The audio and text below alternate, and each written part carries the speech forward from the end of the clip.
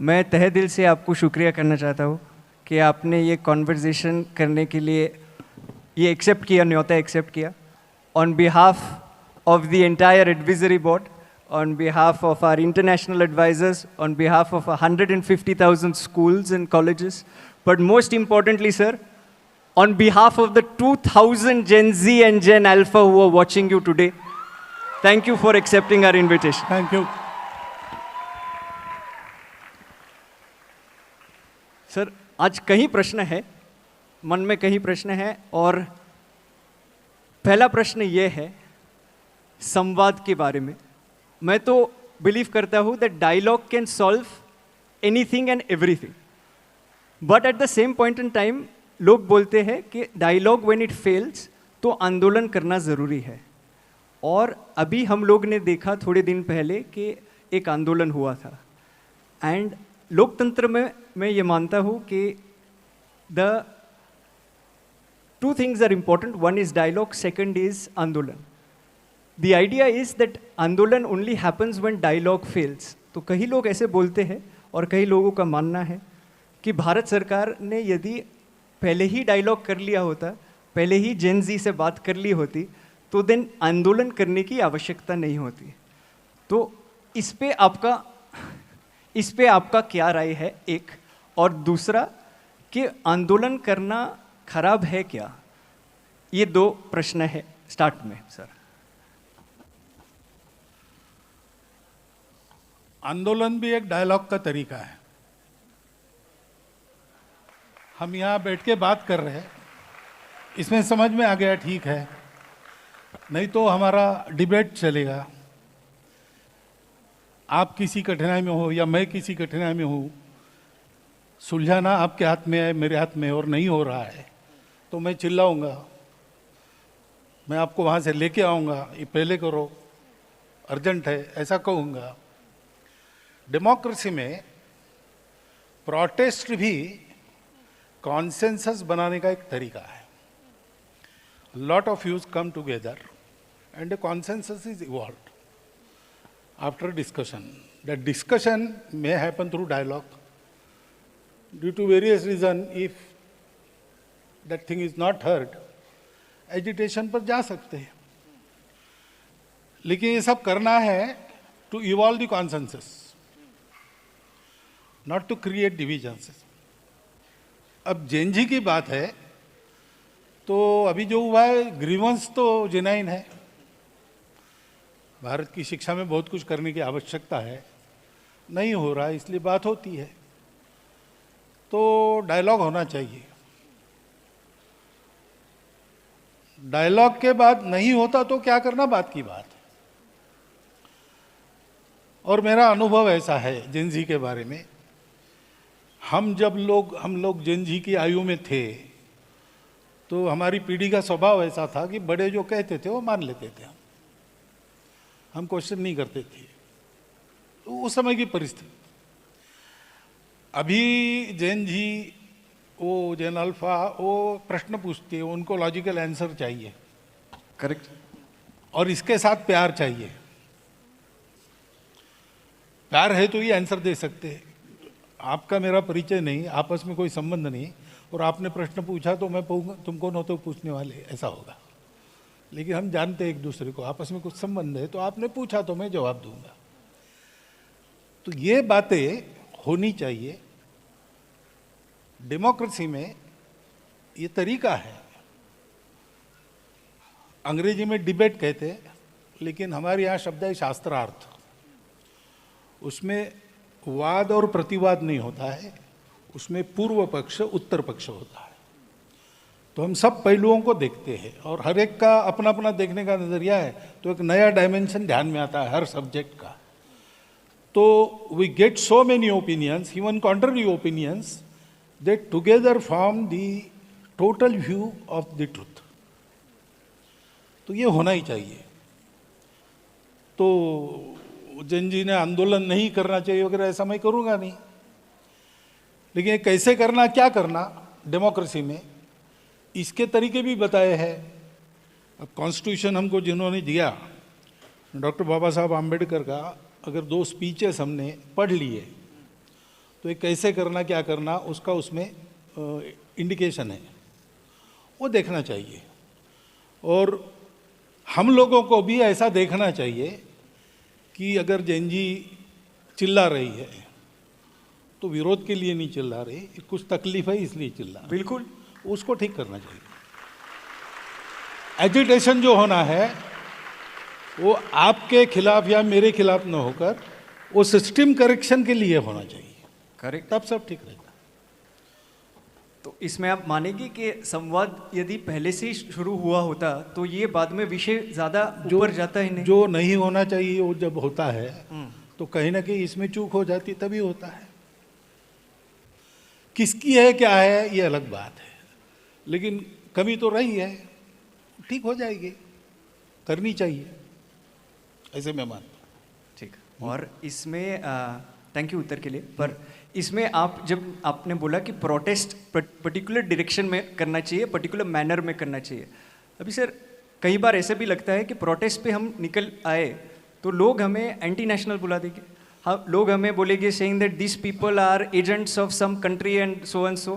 तो सर नहीं, इसमें वो मैं कह रहा हूँ ना, इसमें मैं कह रहा हूँ हाँ कि जैन जी अगर एजिटेशन कर रही है तो एंटी नेशनल तो है नहीं, अपने लोग हैं, अपनी नेक्स्ट जनरेशन है। जी सर। इस अपनेपन से, डायलॉग का साथ मैंने बोला अपनापन चाहिए, संबंध चाहिए, वो हमारा संबंध है, उसका रिकॉग्निशन चाहिए, तब ये डायलॉग होता है। वहाँ की बात हमको समझ में आती है, हमारी बात वहाँ समझ में आती है, ये होता है, तो होना चाहिए। और जैन जी वगैरह ऐसी है ऐसा मैं तो बिल्कुल नहीं मानता। आप क्या मानते हैं? विदाउट इट कॉन्टेक्स्ट भी जब पूछा गया तब मैंने बताया, और आज भी मैंने आपके सामने बोला है कि मुझे लगता है कि ये जो नई पीढ़ी है जैन जी, जैन अल्फा, ये अभी जो हमारी एग्जिस्टिंग पीढ़ी है उससे ज़्यादा ऑनेस्ट है। अरे वाह, बढ़िया है। और देशभक्ति और सेवा का ऑनेस्ट अपील उसमें चलता है। थैंक यू सर, ये आपने बताया इसलिए सबसे ऑनेस्ट जनरेशन जेन अल्फा है। लोग बोलते हैं कि बच्चे भगवान का स्वरूप है, तो आजकल के बच्चे जेन अल्फा है, जेन जी है। पर सर तो कई बार ऐसे विषय आता है कि जैसे अभी प्रोटेस्ट में, आंदोलन में हुआ था कि ये बच्चे जो भगवान का स्वरूप है उन पे कई बार जो इनोसेंट है उन पे कई बार लाठीचार्ज होता है, पेलेट गन फायरिंग हुआ था। तो ये सारे विषय के और एक बात, हाँ, आपका क्या मानना है ये होना चाहिए? ये जो बातें है ना जी, ये क्यों हुआ, क्या हुआ, इसके कारणों में जाना पड़ेगा, जिसके लिए जो जानकारी चाहिए मेरे पास नहीं है, आपके पास भी पूरी नहीं होगी ऐसा मुझे लगता है जी। लेकिन इसको देख के कहाँ गड़बड़ है ये तय करना पड़ेगा। मैं अभी ये नहीं कह सकता कि क्या हुआ, क्यों हुआ, क्योंकि सही गलत मुझे भी मालूम नहीं। आप भी पढ़कर बता रहे हैं, मैं भी पढ़कर बता रहा हूँ। आज सुबह मैं आ रहा था तो कुछ मॉड्यूल्स वगैरह इसमें घुस गए, उनका कुछ भंडाफोड़ वगैरह इसी न्यूज़ में पढ़ रहा था।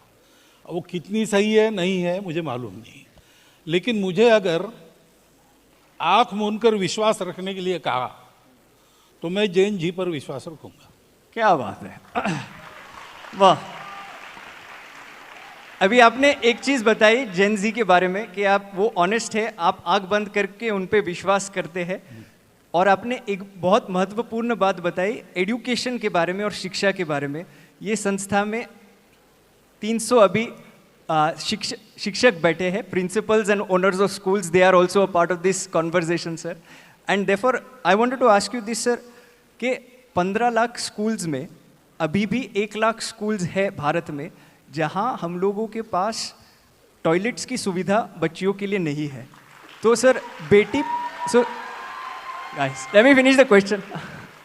तो सर बेटी पढ़ाओ बेटी बचाओ अच्छा स्लोगन है, पर ये स्लोगन में बेटी पढ़ेगी कहाँ यदि उधर व्यवस्था ही नहीं है टॉयलेट की। तो सर ये एक दूसरा इसमें सर 15,000 स्कूल में अभी तक बेसिकली वाटर की फैसिलिटी नहीं है, पानी पीने की सुविधा नहीं है। तो सर शिक्षा, मैं मानता हूँ कई चीज़ हुई है शिक्षा में, बट शिक्षा में बहुत सारी चीज़ होनी चाहिए। और मेरे लिए तो ये नेशनल इमरजेंसी है, क्योंकि देश को यदि विकसित बनाना है तो शिक्षा ठीक करनी पड़ेगी। तो आप ये मानते हैं कि that the next generation to become stronger we should focus more on education, and if so what is the one education reform that you propose sir? पहली बात, एक से नहीं होगा, मैं 2-3 बताऊंगा। जी सर। पहला है कि शिक्षा एक कमर्शियल बिजनेस नहीं है जी। वो जीवन की नेसेसिटी है। इसलिए शिक्षा सर्वसुलभ हो, सबको मिले, ऐसा उसका स्ट्रक्चर करना चाहिए। तो इसमें तो बहुत सारा विचार करना पड़ेगा, फीस को लेके सारी बातें। दूसरा, शिक्षा हम सबकी रिस्पॉन्सिबिलिटी है, तो जिसका काम वो ठीक करे वो होना ही चाहिए। नहीं हो रहा है तो गड़बड़ है, उसको ठीक करना चाहिए। लेकिन मैं अपने जगह क्या कर सकता हूँ, उदाहरणार्थ कई जगह कई स्थान हैं हमारे यहाँ, तो ग्रामीणों ने और कार्यकर्ताओं ने मिलके वहाँ के स्कूल को ठीक किया। तो ये ऐसी फैसिलिटीज नहीं थी, तो गांव वालों ने थोड़ी थोड़ी संसाधन जुटाकर ये फैसिलिटीज उत्पन्न की।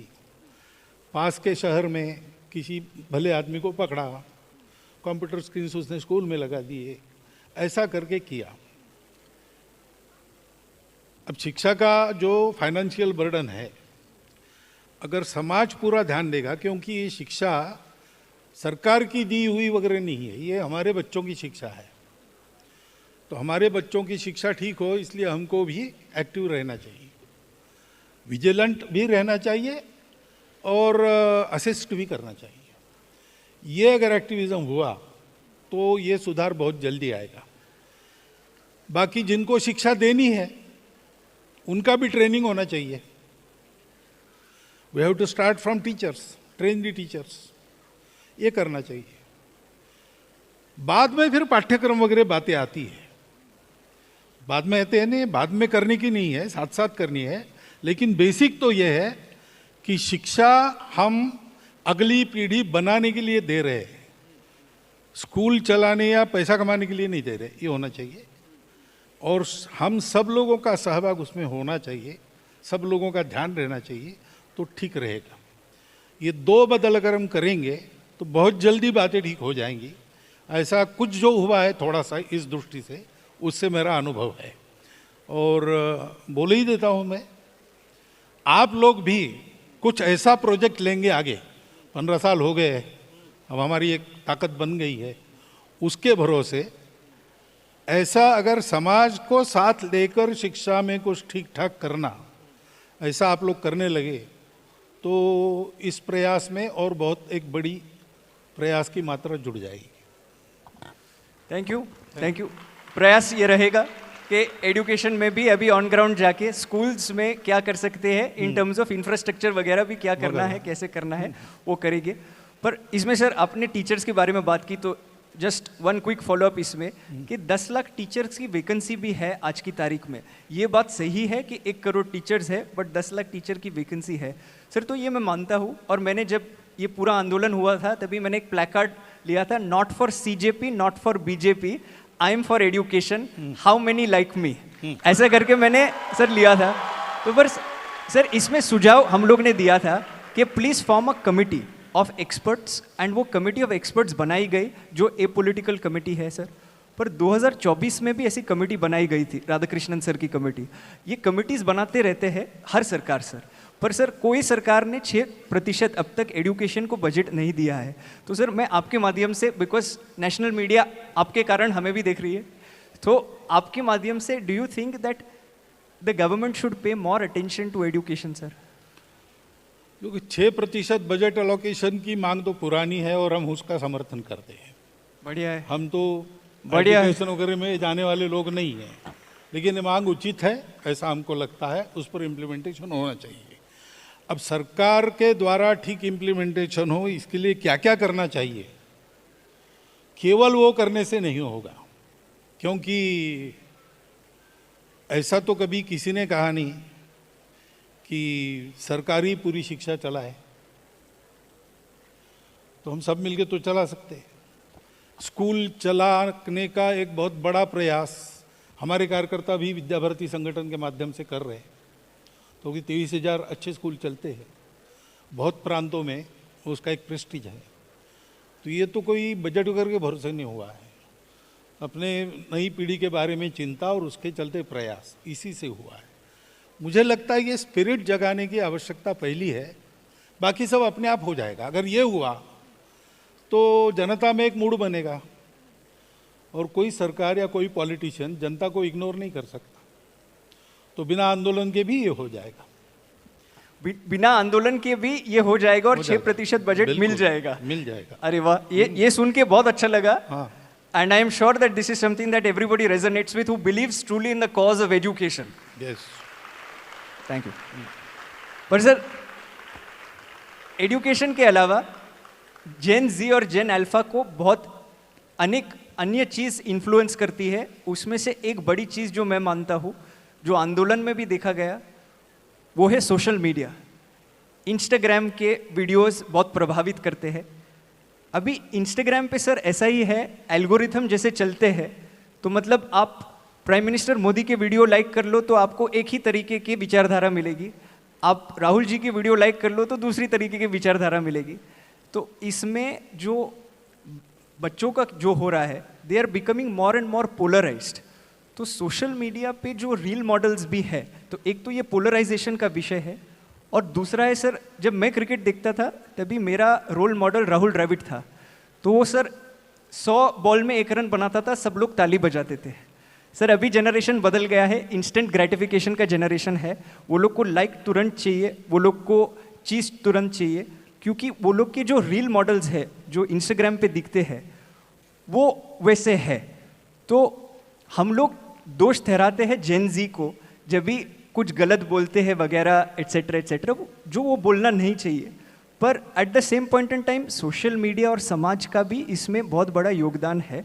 तो how should India tackle social media? अन्य देशों ने तो बैन कर दिया below the age of 16, Australia है, फिनलैंड है वगैरह। तो बैन करना चाहिए या दूसरा कुछ तरीके से उपयोग करना चाहिए इसका? आपके प्रश्न में ही उत्तर है। नियम बनाना, डिसिप्लिन बनाना ये ठीक है, लेकिन ये तब यशस्वी होता है जब एटीट्यूड बदले। तो कानून तो बहुत बने हैं, उनका क्या हो रहा है? तो समाज माने तब कानून चलता है। तो आपने बताया कि रोल मॉडल वैसे है, रोल मॉडल तो पहले पीढ़ी के, वो वैसे है, तो रोल मॉडल को बदलना पड़ेगा अपने आप को, है ना?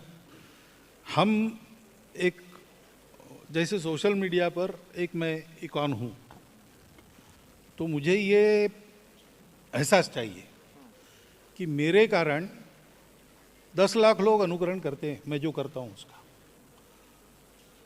तो मेरी रिस्पॉन्सिबिलिटी हो गई कि 10 लाख लोग मेरे पीछे चल के गड्ढे में न जाए, इतना तो मुझे देखना है। ये विवेक चाहिए। सोशल मीडिया में अभी तो टेक्नोलॉजी ऐसी है कि मेरे आपके चित्र बना पर भी हमारे मुंह में शब्द डालकर आवाज़ सहित सब बातें वैसी ही करके दिखा सकते, फेक वीडियोस वगैरह आते हैं। तो ये जानने के बाद सोशल मीडिया का उपयोग करते समय ऑथेंटिक सोर्स से वेरिफिकेशन किए बिना विश्वास नहीं रखना, ये देखना चाहिए। तो कुछ डिसिप्लिन हमको, self impose discipline about the media, ये करनी पड़ेगी।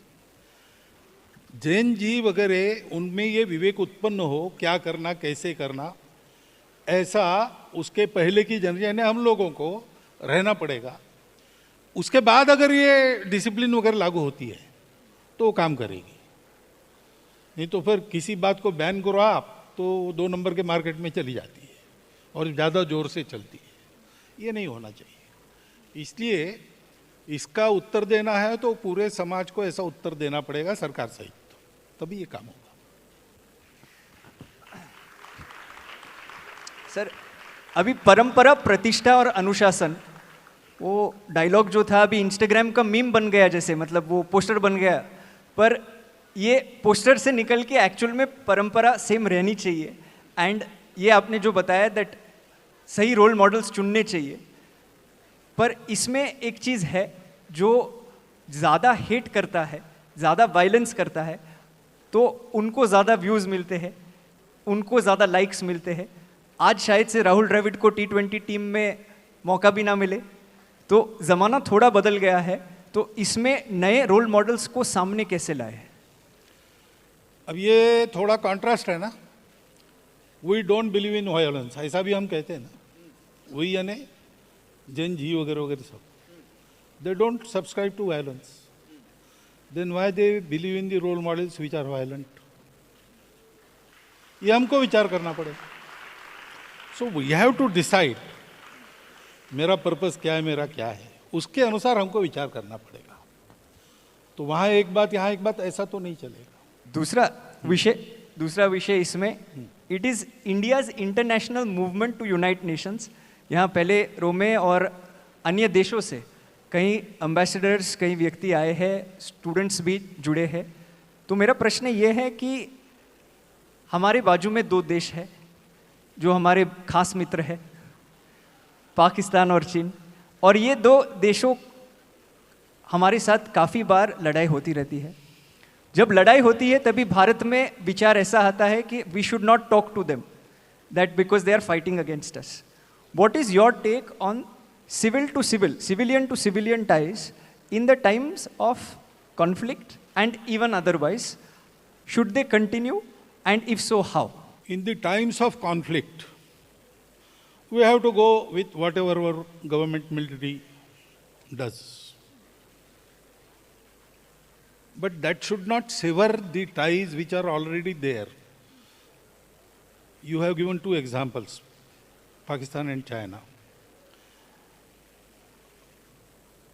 China, people say that for 2000 years, Bharat has given us some values, and Pakistan was Bharat not more, less than 100 years before.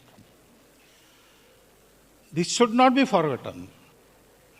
These ties cannot be severed. They can put at hold till conflict is there. But what is the solution, Bharat solution?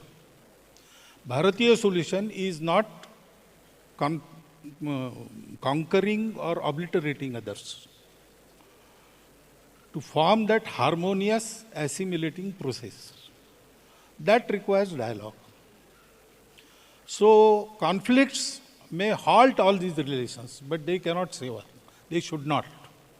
Sometimes, after resolution of conflict, we have to take up the sutra from where we have left it, and we have to continue. So permanent enmity, permanent hatred is not the solution. When there is some trouble, we have to look after it, and there is a way to look after it. We have to be all for that way. But that is a temporary thing. It comes due to politics. It is not that the Pakistanis are wholeheartedly enemies of Indians. That is not, or Indians are like that. It is not there. But states, politics, international borders, that is also there. That is a fact of life. So during conflict, we are with our government. We are with our military. But we know that sometimes it has to cease, and we have to be one. Because humanity is one. How lovely. Humanity is one, and therefore, sir, I think Bharat can be both Vishwamitra and Vishwaguru in that sense. And we can hopefully unite the world, because we are not looking to conquer any other country, but we are looking to unite. तो sir स्पष्ट पूछ लेता हूँ एक बार, आज की तारीख में सिविल सोसाइटी को पाकिस्तान और चीन के जो स्टूडेंट्स है या फिर नॉर्मल सिविल सोसाइटी है, उनके साथ संबंध रखना चाहिए, उनको बुलाना चाहिए, बातचीत करनी चाहिए, हाँ या ना? Not during times of conflict, I tell you. Now conflict is a military war or even terrorism. That is a sort of conflict. This terrorism is not only a terrorism by radical groups. It has a whole philosophy behind it. And there is a policy behind it. 1,000 cuts. So it is a hidden war. So we have to treat it accordingly. Okay. Understood. दूसरा विषय जो international बच्चों में काफ़ी बातचीत होती है, अभी भारत में बातचीत होती है, about the LGBTQIA+ community. तो ये विषय पे आपने कई बार बोला है, and you have spoken and you have said that everybody is a part of the same community and we should treat everyone in the same manner.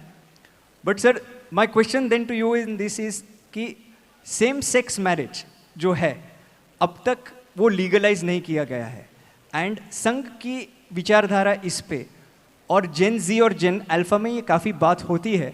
उसके लिए मैं आपको पूछना चाहता हूँ that why is the RSS stating that same sex marriage should be disallowed?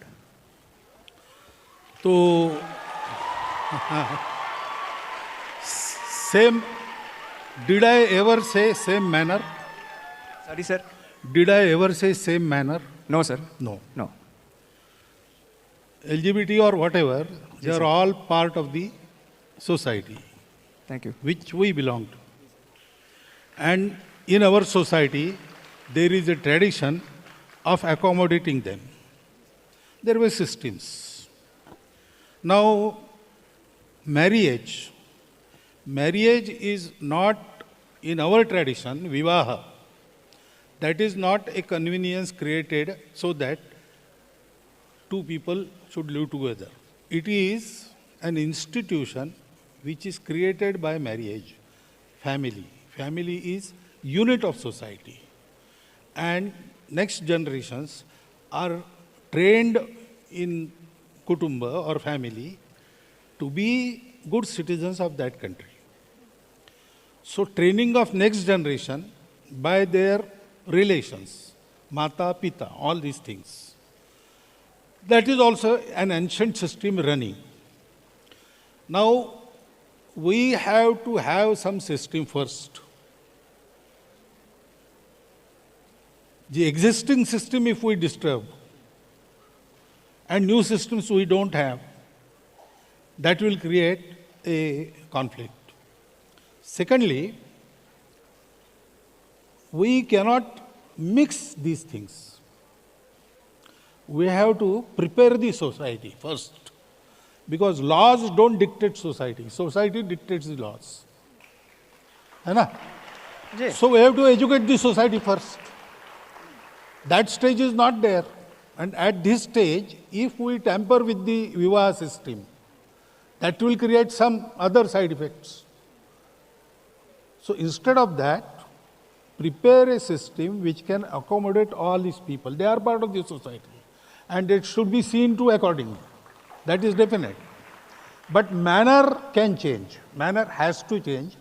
This situation, we have to have these special measures. That is why same-sex marriage don't say that. How these same-sex companions can live together, you have to devise some system. You can form a law for that. Society will accept that. How lovely, how lovely. So same sex companionship, उसके बारे में विमर्श और विचार करना चाहिए, and eventually उस पे कोई law pass करना चाहिए कि that becomes acceptable in society. I am so glad. Not only that, yes, that will continue the smooth running of the society in future also. That type. For Gen Z and Gen Alpha and the many conversations that we have about this government having progressive and sometimes not so progressive views and have people from the same ideology having such views, I am so glad that you made this statement, clarified it, yes, and you said this. Sir, और एक विषय है महिला के बारे में, and you have stated saying that men must step back and empower women to lead. And I quote you in this word to word, आपने ये बताया है. According to you, what is the role of Indian women in society today? Role of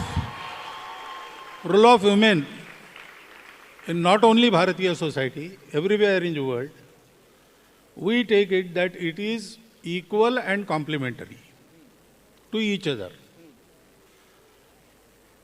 So they have to be trained in capacities as we train men in capacities. So everything they can do, and everything they should be trained for. और क्या पूछना है? That role is there. और sir इसमें ये पूछना है sir, the RSS truly believes that women are equal partners in nation building, but sir then why does the core organization of the RSS remain intrinsically male, and why is why is okay. the solution? Okay. Guys, this is a samvad, this is not a vivad. No, This it's is- okay. This is samvad. You are asking questions from their mind. That is why they are clapping. Sir ये भी clarify कर दूं, लोगों को लगेगा मेरे प्रश्न है, मतलब में डांट भी मुझे पड़ेगी, श्रेय भी मुझे जाएगा, तो मैं पहले ही बोल देता हूँ that these questions, the reason why they are clapping so much, have been crowdsourced from the students who are sitting here, not just sitting here, but from all the schools and colleges that we work with. So उसके लिए ताली ज़्यादा बजा रहे हैं. But sir, ये यदि why is the solution always to keep women in a separate parallel wing rather than integrating them into the apex decision-making body of the RSS?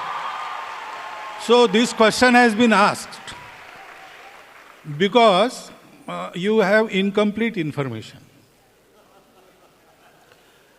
In all the organizations that Swayamsevaks are running, women are shouldering responsibilities with men in equal capacities.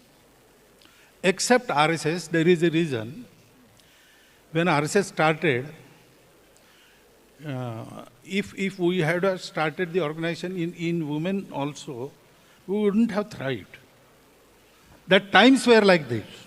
This question would not have been asked at that time, because it was very natural to form separate organizations of women.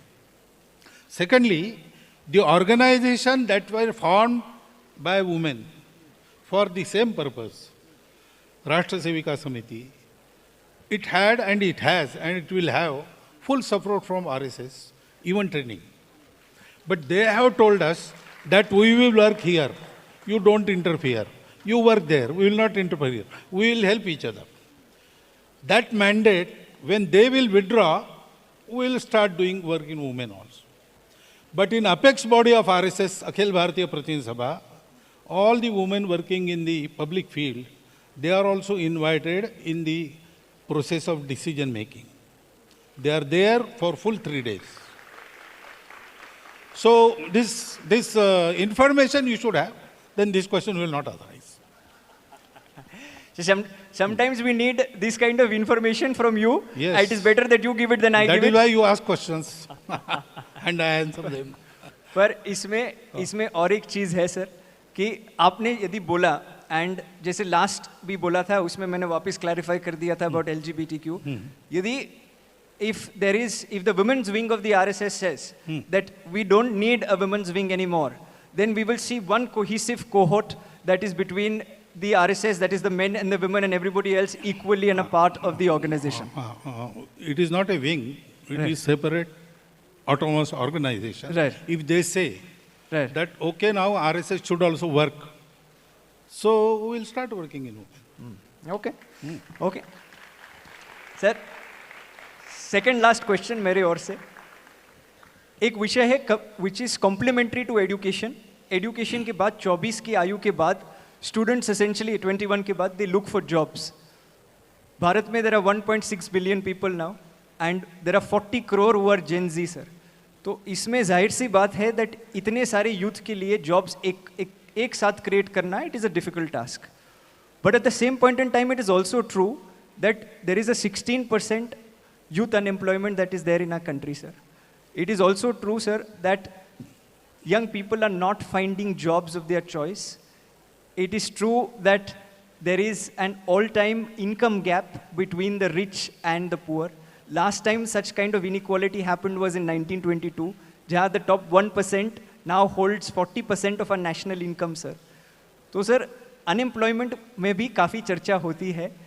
What is your take on unemployment and what should Samaj do and what should Sarkar do about this? Now, एक mindset हमको बदलना चाहिए. Employment is not only jobs. It is also entrepreneurship. It is also skilled work. लेकिन unfortunately अभी क्या है, समाज में माइंडसेट ऐसा है कि हाथ से जो काम करता है उसको प्रतिष्ठा नहीं. अब 4 लाख रुपया मेरे पास है, 4 लाख रुपए का चावल गेहूं किसान के पास है। मैं और वो किसान किसी ऑफिस में गए एक साथ। मेरे 4 लाख खाने से पेट नहीं भरता, उसका गेहूं चावल खा के मैं पेट भरता हूँ, लेकिन मेरी इज्जत ज़्यादा है, मेरे पास कैश है। उसके पास कैश जिसके लिए वो है, उसकी इज्जत नहीं है। ये हमको, इसको कहते श्रम प्रतिष्ठा, dignity of labour. We have to regain that. वो नहीं है, और इसलिए everybody runs after some service job, preferably government service, preferably in his own district, preferably near his home office should be there, and everybody rushes at the same door and no one gets in, while there are fields where his workers are not available. I also see what we call menial jobs. Doing that, people have earned wealth. There are buildings, पान ठेला वाला, puncture वाला, ऐसे लोग।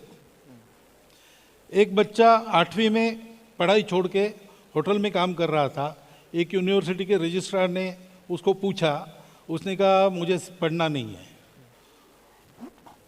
लेकिन कमाना है, तो क्या करना चाहते हो? पान ठेला। तो उसने पान ठेला चलाया। उस समय 8वीं में था, अब तो जवान हो गया, शादी, लड़के बच्चे हो गए। 29 लाख की प्रॉपर्टी है उसकी, पान ठेला चलाते हुए। That registrar trained him for 1 year to run a paan thela. ऐसे है, और ऐसी एक उदाहरण, उस रजिस्ट्रार ने 400 लोगों को तैयार किया है। He is in Maharashtra. ऐसे बहुत उदाहरण है सर्वत्र। तो एंटरप्रेन्योरशिप चाहिए, श्रम प्रतिष्ठा चाहिए। सब लोग जॉब्स में ही जाएंगे, गवर्नमेंट जॉब में ही जाएंगे, ऐसा नहीं है। अच्छा लाइफ इससे मिल सकता है, लग्जरियस लाइफ मिलेगा इसकी गारंटी नहीं है। अब हमको बहुत पैसा चाहिए, आराम से चाहिए, परिश्रम नहीं चाहिए, ऐसा अगर हम सोचेंगे तो ये तो ऐसा होगा कि स्वर्ग में जगह चाहिए, अमृत पान चाहिए, रोज ये चाहिए और परिश्रम कुछ न करना पड़े। तो वो सपने तो सबके सफल नहीं होते। लेकिन अनएम्प्लॉयमेंट जा सकती है अगर हमने जॉब को ऊपर नीचे देखना छोड़ दिया। और हमने छोड़ दिया है ना, मैं जॉब के लिए प्रयास कर रहा हूँ, मेरी सवाल नहीं है, सोसाइटी ने छोड़ना चाहिए। जो कमा रहा है उसकी प्रतिष्ठा है, हाथ से कमा रहा हो, जॉब में कमाता हो, सरकारी नौकरी में हो, प्राइवेट नौकरी में हो, अपना उद्योग चलाता हो, कुछ भी चलाता हो। एजुकेशन में इसकी तैयारी चाहिए। आप बढ़िया आपने बताया ये, पर रिजर्वेशन, ये एजुकेशन में और एम्प्लॉयमेंट में एक मुद्दा मेन है जो है रिजर्वेशन सर। और रिजर्वेशन जब से चालू हुआ है, it is important to get reservation till the last person, because the ones who do not get opportunities deserve the reservation. But शायद से अंबेडकर जी ने भी नहीं सोचा होगा कि रिजर्वेशन अब तक कंटिन्यू हो रहा है। I am just following up on that, क्योंकि आपने ये बोला है। तो for general population sir, the thing is sir, reservation बढ़ता जा रहा है, एक राजनीतिक विषय बन गया है। एंड एक्चुअली जो टॉप 1% ऑफ SC/ST है sir, they have become the creamy layer, जैसे OBC में हुआ है। और सर वो ही सारे रिजर्वेशन ले लेते हैं। तो जनरल कैटेगरी के बच्चे, जैसे मैं हूँ सर, मेरिट में अच्छा था, इतना अच्छा भी नहीं था पर मेरिट में अच्छा था, पर सर कट ऑफ लिस्ट में मेरा नाम लास्ट आया। तो सर मैं खाली इतना पूछना चाहता हूँ कि reservation according to you, do you think it should be lifelong, or do you think now it is perhaps time in order to curtail reservation and bring it back both in employment and education, sir? I will not answer you directly. I will ask you to go to what Dr. Babasaheb Ambedkar thought about reservation. If honestly we follow his advice, then there is no problem. Social कारणों से reservation है, social discrimination जब तक है reservation चलेगा। जिनको मिल गया और जिनका ठीक हो गया, उतना लार्ज हार्टेड चाहिए, उन्होंने दे देना चाहिए। और अगर ये ठीक से होता है तो वहाँ ऐसे स्वर भी उठ रहे हैं जहाँ रिजर्वेशन मिलता है, वो अब ऐसा थोड़े है लेकिन कहना शुरू हो गया है कि अब हमने ले लिया, हमारा ठीक हो गया, अब दूसरे को दे दो। कैटेगराइजेशन की मांग कुछ प्रांतों में हो गई, अभी सुप्रीम कोर्ट ने भी कह दिया। ये क्यों हुआ? इसलिए कि सबको मिलना चाहिए। तो there is a stream in those who get the reservations that this is for our upliftment, this is not the permanent measure, and we have to take advantage of this, improve ourselves, and make this useful for others, those who haven't got yet. ये वहाँ stream है, उसको encourage करना चाहिए। इसमें राजनीति छोड़ देनी चाहिए। सारे मेजर्स को प्रामाणिकता से इम्प्लीमेंट किया तो जल्दी उसकी आवश्यकता समाप्त होगी, तब विचार करेंगे। लेकिन इसकी राजनीति हुई, इसलिए बैड ब्लड क्रिएट होता है। वास्तव में सामाजिक एकता के लिए ये मेजर लाया गया है। वो डिविजिव उपयोग उसका करने वाली, in itself major is not wrong, but those who wield the sword, they are wielding it wrong way, intentionally. Unless that is cured, I don't see anything. I am so glad that you've said this. Coming from somebody like you, I am sure the country is listening. But एक आखिरी प्रश्न जो था वो पर्यावरण पे है, क्योंकि climate change is something that we keep talking about in our conferences. 108 conferences करते हैं सर एक साल में, आप जानते हो, और बाद में ये आखिरी का कार्यक्रम होता है। तो क्लाइमेट चेंज के बारे में everybody is very passionate in Gen Z and Gen Alpha, and this is across. Mumbai में भी है, मदुरई में भी है, ये छोटे शहर में है, छोटे बड़े शहर में सेम समस्या है। वो लोग बोलते हैं कोई भी सरकार है सर, भाजपा है या कांग्रेस है या राष्ट्रवादी है, जो भी है, जब भी हम लोगों को आवाज़ उठाना है कि आप पेड़ पौधे क्यों काट रहे हो, you can build the road in a different manner, and सरकार नहीं सुनती। तो सर क्या करना चाहिए? क्योंकि हमारी आयु, अभी जो बैठे हैं तो हमारी आयु है 15, 16, 17, 18, 19। तो आपका क्या सुझाव है? What should young India do when they believe so much in climate change, but sometimes governments don't believe as much in climate change? So government is a different thing. Correct, but हमको क्या करना चाहिए? Anywhere government is a different thing. It has to act in so many pressures. Secondly, the available model of development is itself unsustainable.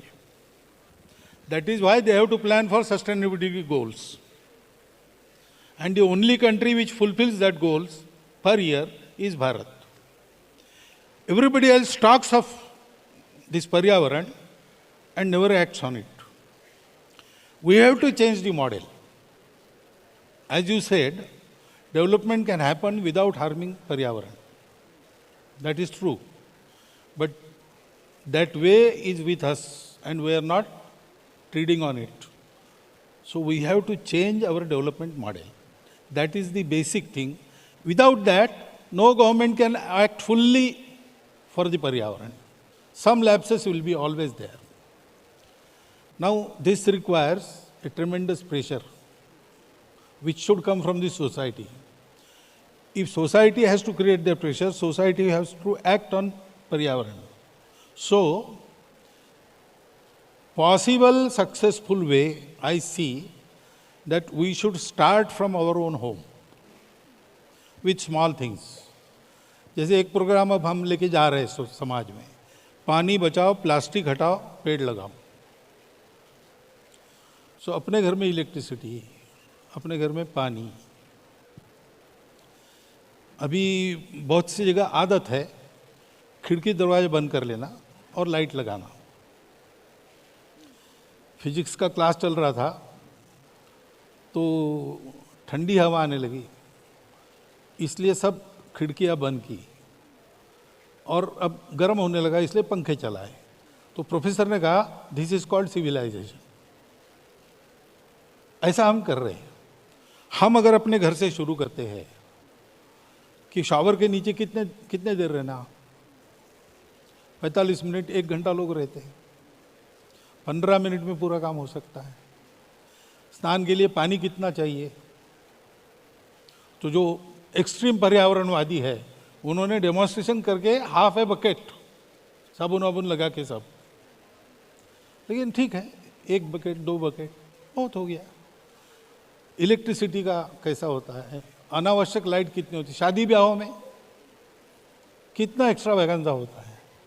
ये सारी बातें हम करते हैं, एक तरफ वो करते हैं, दूसरी तरफ ये करते हैं, और इसलिए क्या होता है कि हमारे कहने का प्रभाव नहीं होता है। तो इसलिए we have to start from our home. तो अवेयरनेस होगा, अभी अवेयरनेस बहुत अच्छा आ गया है और बढ़ना चाहिए। इसके बाद समाज प्रेशराइज करेगा। नहीं तो क्या होता है कि पेड़ नहीं कटने चाहिए, पहाड़ नहीं धंसने चाहिए, इसलिए प्रोजेक्ट बंद करो, ऐसा कहने के बाद एम्प्लॉयमेंट के लिए जनता उसके विरोध में खड़ी हो जाती है। अब दोनों चाहिए, एम्प्लॉयमेंट चाहिए, डेवलपमेंट चाहिए, पर्यावरण भी चाहिए। तो फिर हमको मॉडल बदल के काम करना पड़ेगा। अगेन मॉडल बदलना है तो दुनिया के उल्टा जाना पड़ेगा। उल्टा जाना पड़ेगा तो पहले समाज में मॉडल्स चाहिए, तब किसी की हिम्मत होगी उस पर चलने की। ये सब करना पड़ेगा और ये स्टार्ट हुआ है। मेरे में करो, ऐसा आपको नहीं कह रहा, आप भी करो।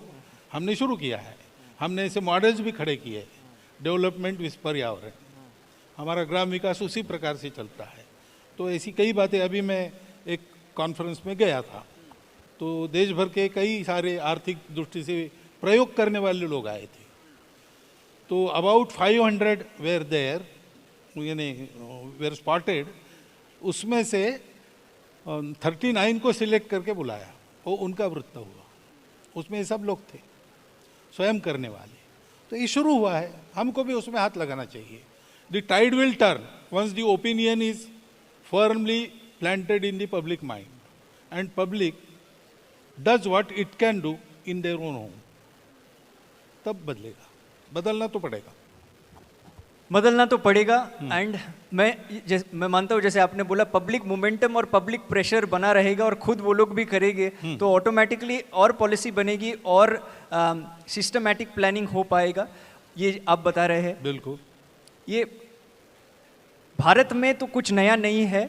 It is something that we have been worshipping the environment much. Prithvi Sukta में अथर्ववेद में पृथ्वी सूक्त में पहली बार there was a hymn in regards to protecting nature and worshipping nature, and we used to worship nature before we used to worship gods.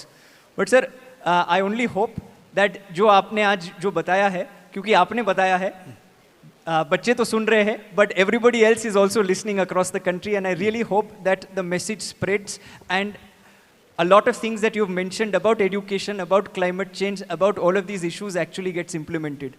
Before I let you go, because I have you, मेरा एक व्यक्तिगत सवाल है।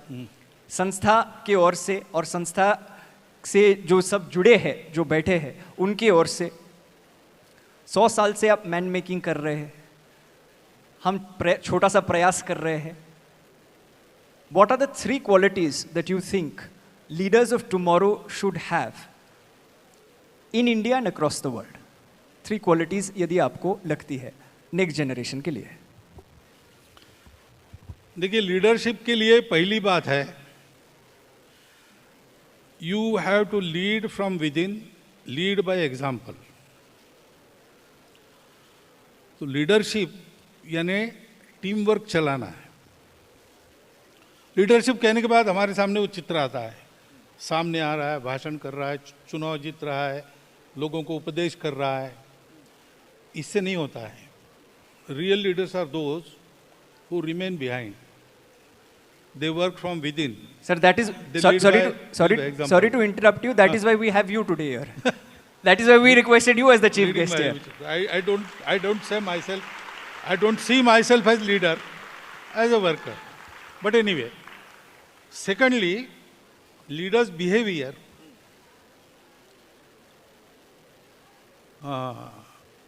There are 5 qualities. Ji.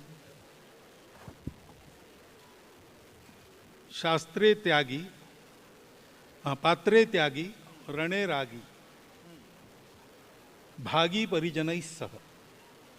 So he knows all the things and he appreciates qualities. Patre tyagi, gune ragi, appreciate the qualities. He shares, bhagi parijanis, shares with all others. Whatever he gets, kirti, prasiddhi, success, material gains, he shares. Shastre bodha, he knows the science. Rane yodha, if there is strife, he is a warrior. Prabhu Panchaguni Bhavet. These are the 5 qualities of the leaders. And thirdly, leadership is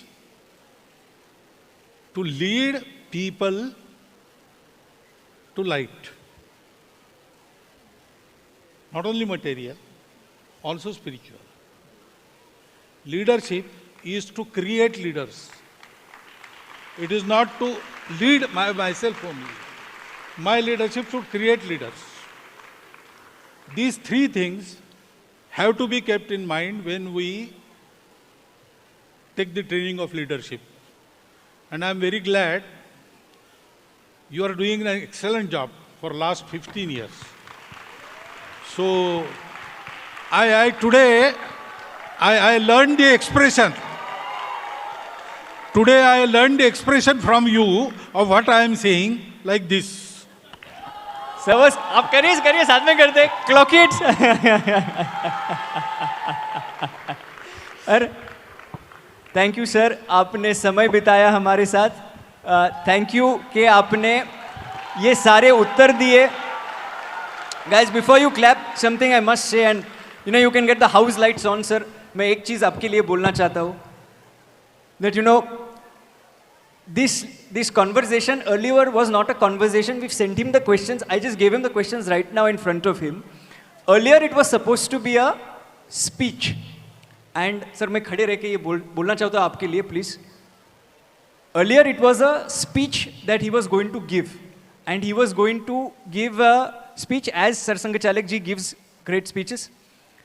But I said, sir आज speech के बदले में हम संवाद करते हैं, और संवाद ऐसे विषय पे करते हैं जो युवा को पसंद है और युवा बात करती है. Like education, like climate change, like LGBTQ+, like women empowerment, issues which are spoken about by our generation but sometimes don't find space in popular discourse. The fact that we didn't give him the questions and I asked him all of these questions and he took all of them very willingly and with a smile on behalf of all the Gen Z and Gen Alpha.